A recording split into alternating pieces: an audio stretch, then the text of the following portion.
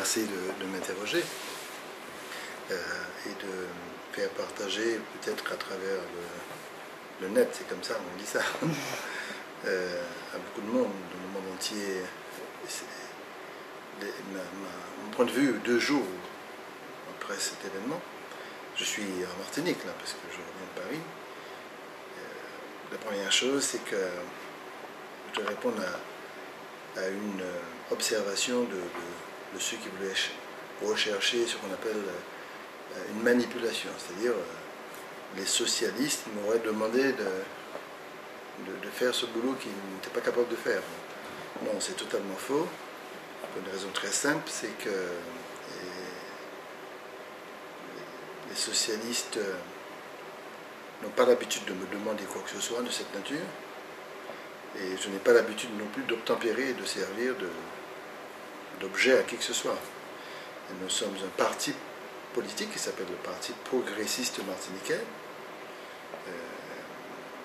créé par Aimé Césaire, juste après la lettre à Maurice Thorez, en 1958, et qui est très autonome, très libre. D'ailleurs, le principe même de la création de ce parti, c'est rechercher des pouvoirs d'initiative sur le plan local pour mieux circonscrire la décolonisation vue et vécue par nous-mêmes, et surtout pouvoir construire des conditions du progrès qui soient en harmonie avec notre environnement, notre culture et notre identité. Et donc, si nous sommes dans un partenariat très actif avec les socialistes en Martinique et que je suis un membre du groupe sans être socialiste moi-même, donc il y a une certaine indépendance d'esprit. Donc il n'y a pas de commande de la part des socialistes. J'ai l'habitude d'agir en toute liberté, en toute conscience, c'est ce que j'ai fait. Et la deuxième chose, c'est qu'il n'y a pas eu non plus de calcul, de préméditation, de dire je vais faire ça. Non. Lorsque on a ce genre d'ignominie, je vais être poli, donc je ne vais pas dire à la limite ce genre de déclaration. Je crois que c'est Anneli Montbeau qui a dit que c'est stupide. Je ne dirais pas ça parce que j'ai du respect pour tout le monde, mais je dirais ce genre de déclaration à forte connotation manipulatrice, et surtout avec des mots choisis qui ont un sens profond, je dis, et qui blessent des peuples, des hommes, pas seulement dans leur réalité du quotidien, parce que la conséquence sera ça demain, mais pas seulement être blessé dans sa réalité du quotidien, mais dans son passé, dans son histoire, à travers les luttes menées par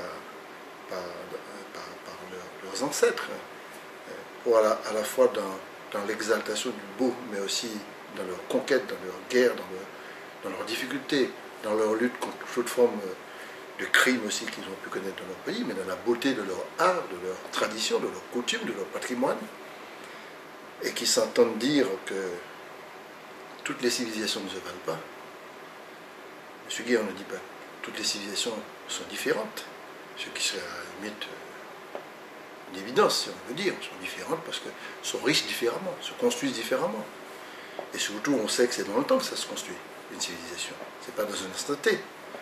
Et qu'à la limite, on sait pertinemment que le progrès de certaines civilisations, ces progrès ont été interrompus, justement, parce qu'on est venu les interrompre, sous prétexte, d'une domination ou d'une supériorité d'une autre civilisation. Quand on est en même temps martiniquais, nous sommes dans la République française, nous nous battons pour une autonomie intégrée dans la Constitution, nous sommes des Martiniquais. Et nous avons connu, par nos souffrances, par nos combats, par nos conquêtes, par nos défaites aussi, cet état d'esprit de la construction de la domination, lorsqu'on sait ce qui s'est passé en Europe, et qui a conduit à quelque chose d'aussi odieux comme la Shoah, on ne peut pas laisser dire ça. On ne peut pas se taire. Et celui qui se tait face à quelque chose d'aussi odieux, eh bien, il fait preuve de lâcheté.